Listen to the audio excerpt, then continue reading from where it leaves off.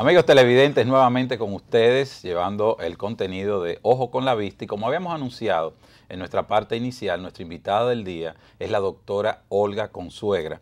Bienvenido, doctora, a su programa. Muchísimas gracias, de verdad, es un placer compartir con usted esta noche.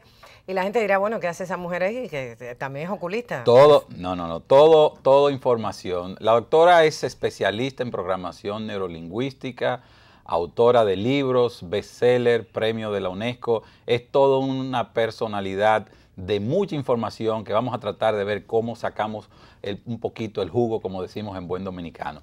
Doctora, cuéntenos. Bueno, primeramente, una vez más, gracias. Un placer para nosotros y espero que esta no sea la última, sino es la primera de muchas. Cuéntenos qué es la programación neurolingüística. Fíjate, en los años 75, dos amigos, ¿no?, en una universidad de Carolina del Sur empezaron a estudiar los patrones de comunicación de las personas más exitosas en el mundo. Y se dieron cuenta que tenían una facilidad tremenda para organizar sus pensamientos y comunicarse con los demás. Entonces ellos cuentan que después de tomarse una botella de vino, escogieron el título de la asignatura y le llamaron programación neurolingüística. Usted sabe que el vino hace milagros, ¿no? Y entre ese milagro, bueno, está ese título. Por eso hay muchas librerías que las portadas de los libros dicen por fuera PNL. Sí. Es decir, que lo que significa es que nuestros pensamientos y nuestro comportamiento puede ser programado de antemano. Es decir, en la mañana cuando uno se para frente al espejo y uno coge y ustedes los hombres se rasuran la cara, las mujeres nos maquillamos, estamos diseñando todo un día de actividades sin salir de casa. Entonces, la N reconoce todos los procesos neurológicos que intervienen en la comunicación y la L el papel del lenguaje. Pero en sentido general es la ciencia de la excelencia y el desarrollo personal, porque sustenta la comunicación en base a estrategias y herramientas muy útiles para la gente, tanto una comunicación interpersonal como las personas que trabajan utilizando la comunicación como parte de su contenido de trabajo, es decir, servicio al cliente, los líderes, que son comunicadores por excelencia, los propios comunicadores en la televisión, es decir, muchísimas herramientas al servicio de toda la persona que quiera utilizar la palabra como debe ser. O sea que esto se puede utilizar, estas técnicas de programación neurolingüística se pueden utilizar en todos los quehaceres, en toda la parte de desarrollo personal. En toda la parte, incluso como autoayuda, en momentos de crisis, en momentos difíciles, con técnicas de programación neurolingüística, la persona puede salir adelante de una situación X, ¿no? Sabemos que se divide en dos partes, la neurológica y la parte lingüística. ¿Cómo se organiza esos procesos neurológicos para nosotros ir alimentando lo que sería el pensamiento, la formación del lenguaje dentro de esta PNL?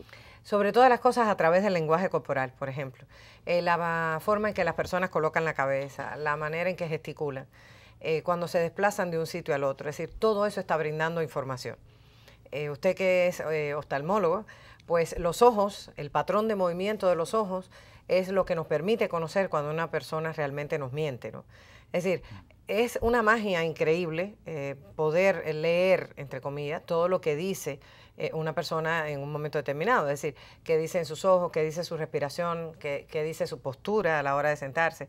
Y realmente es fascinante porque no es solo para pasarnos la vida cayéndole atrás a la gente a ver qué quieren decir, ¿no?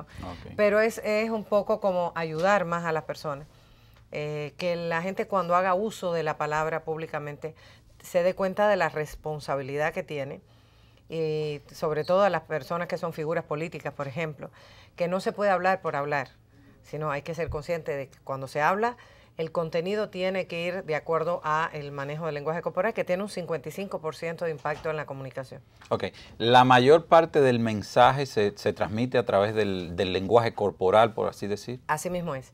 Vemos muchas personas que hablan a cámara y hacen promesas a cámara y están todo el tiempo con las manos sí, fregándose las manos, ¿no? Entonces lo primero que uno piensa es, bueno, si es así como dice, ¿por qué te lavas las manos? Hay personas que automáticamente recuerdan a Poncio Pilato, por ejemplo, ¿no? Sí. Es decir, eso lo que demuestra es la ansiedad, la inseguridad, todo ese manejo de las manos, ¿no? Hay personas, por ejemplo, que están hablando en un público y se miran la punta de los zapatos. También demuestran que no tienen dominio del tema, o miran arriba, al centro arriba.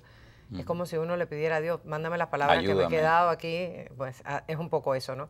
Es decir, todo lo que dice el cuerpo es más importante incluso que las propias palabras. Yo siempre digo que las palabras, es decir, la boca miente, el cuerpo no.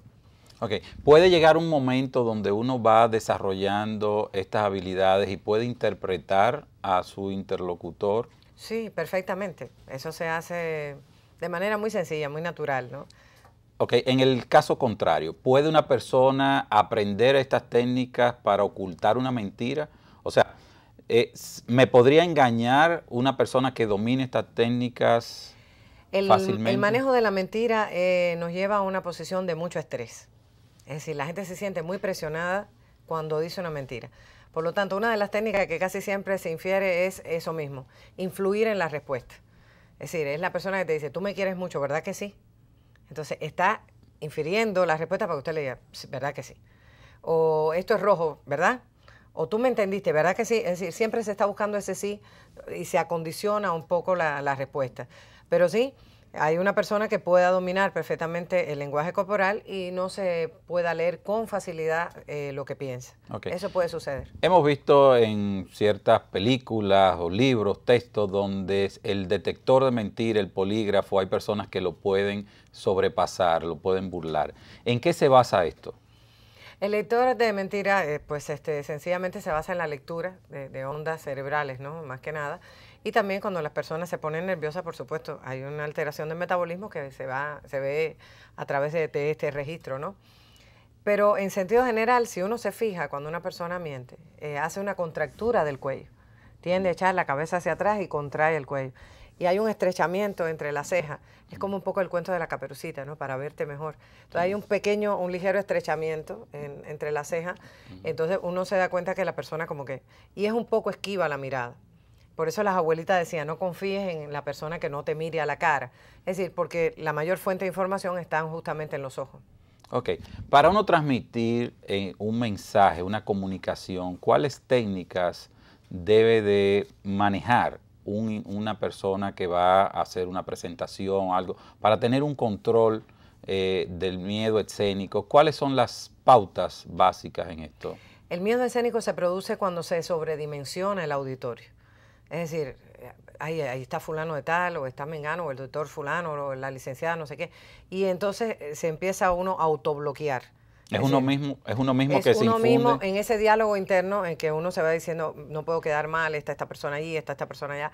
Es decir, lo primero es tratar de calmarse. ¿En qué sentido? En darle al cerebro lo que necesita, oxígeno y azúcar.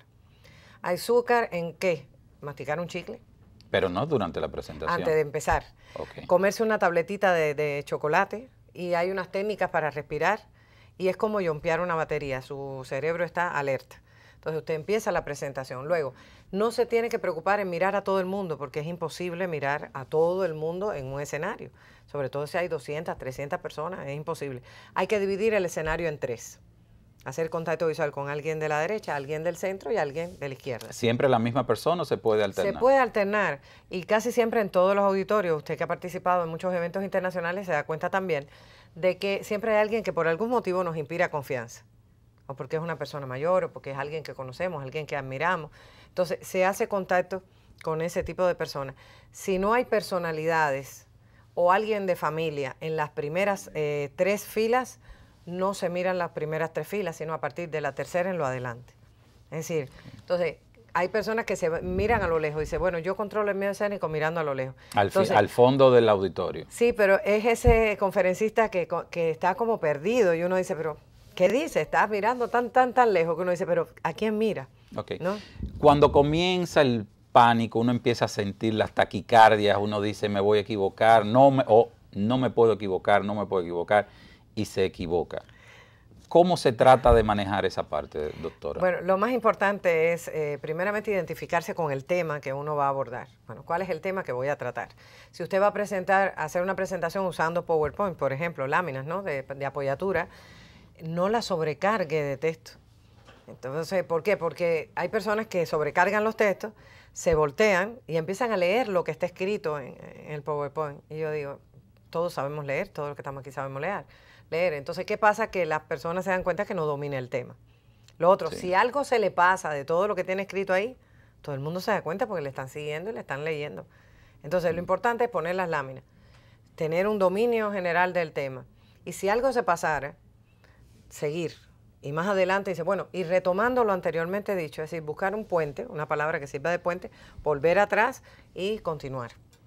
Pero no podemos ponernos, bueno, todo el mundo se va a dar cuenta que me equivoqué o que algo, entonces sí todo el mundo se da cuenta que se equivoca. Ok, sabemos que uno de los mayores miedos de las personas es hablar en público. Sí.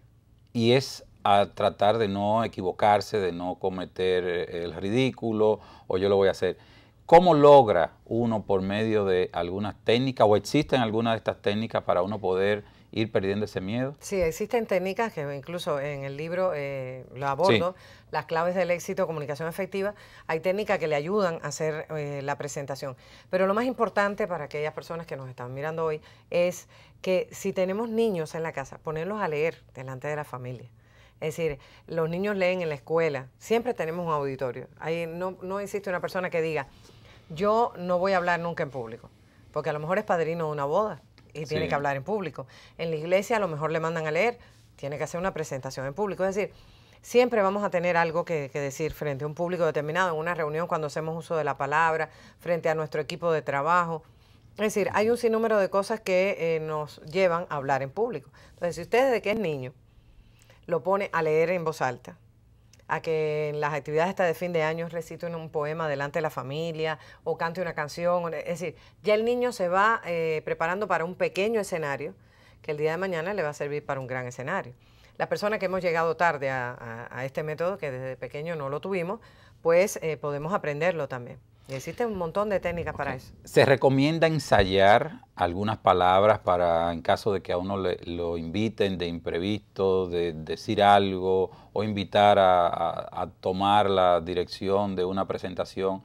¿Es bueno ir preparado en avance a estas situaciones? El ensayo es importante, pero más importante es llegar a tiempo. Es decir, si usted tiene que hacer la presentación a las 9 de la mañana, no llegue a las 9 menos 10. Trate de llegar a las 8:15 y dirán, qué exageración. Sí, porque usted con calma va a ver el escenario donde usted va a hacer la presentación. Va a tener una idea mentalmente de dónde usted va a estar ubicado. Una de las cosas que produce mayor miedo escénico es dónde voy a estar, la incertidumbre de que no conozco el escenario. Por dónde voy a entrar, por dónde voy a salir. Que si llega muy pegado a la hora de su presentación, por la prisa no le van a explicar. Bueno. Si puede y va a hacer uso de la palabra en eventos donde hay otras personas que también lo van a hacer antes que usted, pues mire las exposiciones de los anteriores. Y eso un poco lo va calmando y lo va tranquilizando y va viendo cómo los demás se van desarrollando. Es importante hacer eso y dominar el tema, hacer ese ensayo, como digo yo, previo, ¿no? Eso funciona también. Ok. Doctora Olga Consuegra, excelente su presentación, de muchísimo provecho para todos. Vamos a una pausa, amigos televidentes, y en un parpadeo retornamos nuevamente con ustedes.